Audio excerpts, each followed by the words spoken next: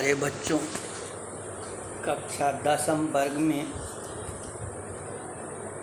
CBSE board के द्वारा हिंदी खंड अ में द्वितीय पुस्तक कृतिका को अंगीकार करने का एकमात्र उद्देश्य यह है कि बच्चों में बड़ी लंबी कहानियों को पढ़ने की आदत डाली जाए, क्योंकि आज के बच्चे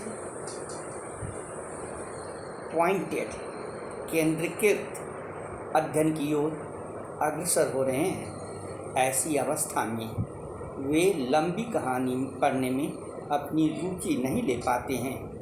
यही कारण है कि केंद्रीय शिक्षा बोर्ड के द्वारा 10वीं कक्षा में द्वितीय पुस्तक के रूप में कृतिका को समाहृत किया गया है, ताकि आप में बड़ी लंबी कहानी पढ़ने की आदत डाली जा सके।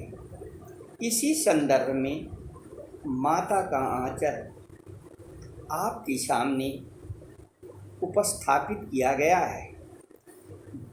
पिछले वीडियो में आपको यह बताया जा चुका है कि इसके रचनाकार कौन हैं और इसकी विषय वस्तु क्या है।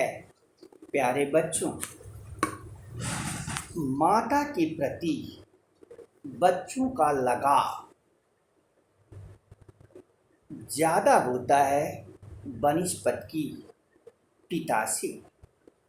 रचनाकार शिपूजन सहाय अपनी इस कहानी के माध्यम से भोलानाथ के द्वारा बाल स्वभाव का अद्भुत वर्णन किया है, और इस वर्णन में उन्होंने यह प्रमाणित करने का प्रयास किया है कि बाल स्वभाव किस ओर आकृष्ट होता है, खास करके जब उसके सामने विकट परिस्थितियां उत्पन्न होती है तो वह माँ के पास ज़्यादा सुकून पाता है या पिता के पास।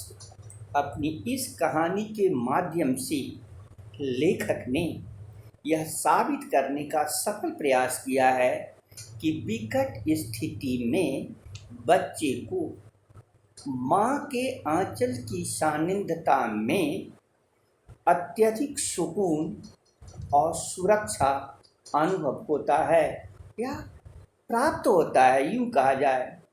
ऐसा इसलिए भी कि माँ जननी होती है, उसी का दूध पीकर शिशु बड़ा होता है और माँ शिशु का एक दूसरे से घनिष्ठ संबंध बन जाता है।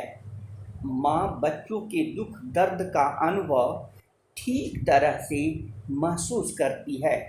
माँ का अपने बच्चे के प्रति गहरा लगाव होता है। बच्चे को सबसे नज़दीक माँ ही लगती है, क्योंकि बच्चा की प्रारंभिक अवस्था में माँ ही उसकी संपूर्ण आवश्यकताओं की पूर्ति करती है। अतः बच्चे को यह पता होता है कि माँ ही उसकी बात को प्रेम पूर्वक सुनेगी। माँ बच्चे के लिए सब कुछ सहन कर सकती है।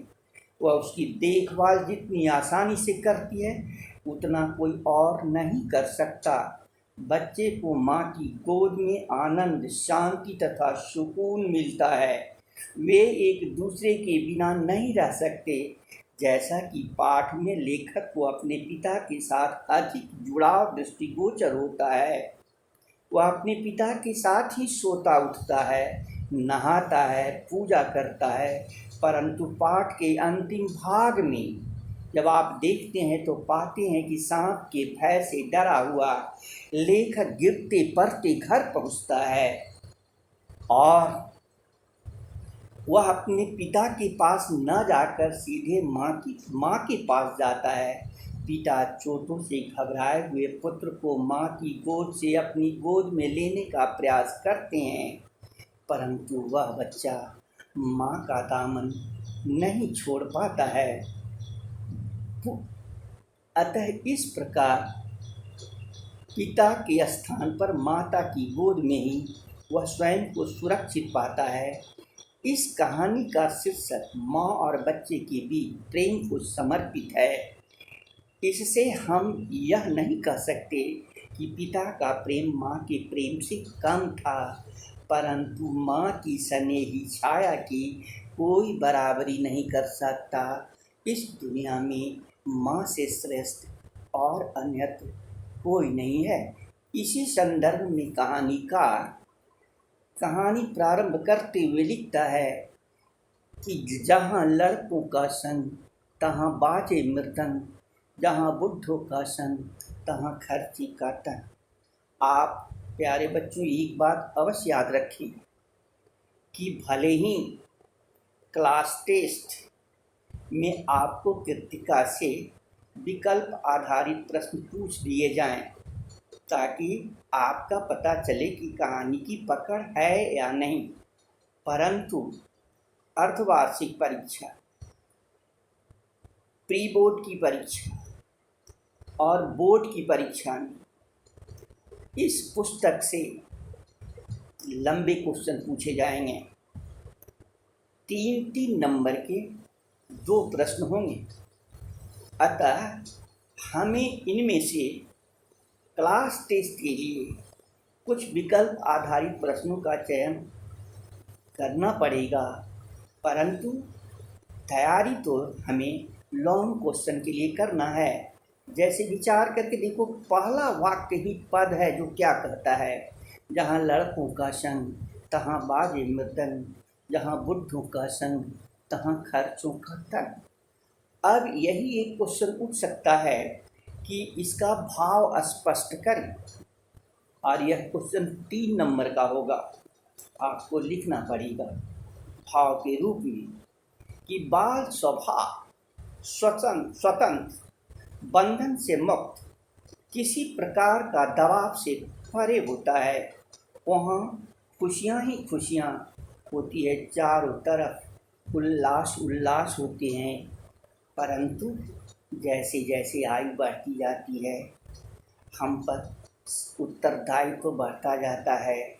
परिवार का उत्तरदायित्व, समाज का उत्तरदायित्व, और फिर उस उत्तरदायित्व की संपादन के लिए अर्थ की साधन की आवश्यकता होती है। इस संसाधन की प्राप्ति में बड़े बुजुर्ग फंस जाते हैं और वो इसे कठिन समझने लगते हैं। यहाँ इसके द्वारा कि जहाँ लड़की का संग वहाँ बाजे मृदंग, जहाँ बुढ़ों का संग तहाँ खर्चों का तन, संसाधन जुटाने के कठिन परिश्रम के दौर में हम बुढ़े बुजुर्ग परेशान होते हैं। अब कहानी का आगे पोर्शन को देखा जाए। हमारे पिता तड़के उठकर निवट नहाकर पूजा करके बैठ जाते थे। हम बचपन से ही उनके अंग लग गए थे। विचार करो, अंग लगना क्या है? अंग लगना क्या है? तो अंग लगने का तात्पर्य है कि अन्य परिवार के अन्य लोगों से अधिक, यहाँ तक कि माता से भी अधिक पिता के संग रहना बालक प्रारंभ कर दिया है। माँ से सिर्फ दूध पीने का नाता है। सुबह शाम दोपहर रात भोलानाथ अपने पिता के साथ ही अपना दैनिक जीवन और क्रियाकलाप अधिकतर संपादित करते हैं। कहता है कि इसलिए पिता के साथ ही हम भी बाहर की बैठक में ही सोया करते थे। यह अपने साथ ही मुझे उठाते, साथ ही नहला धुलाकर पूजा पर बिठा लेते। हम भभूत का तिलक लगा देने के लिए उन्हें दिक करना माने जिद करते, कुछ हंसकर, कुछ झुझलाकर और कुछ डांट कर वह मेरे लंबी लंबी जटा लीलार में भभूत लगा देते। मेरे लीलार में भभूत खूब फूलती थी। मेरे लंबे लंबे बाल सचमुच मुझे बमभोला बना जाते थे।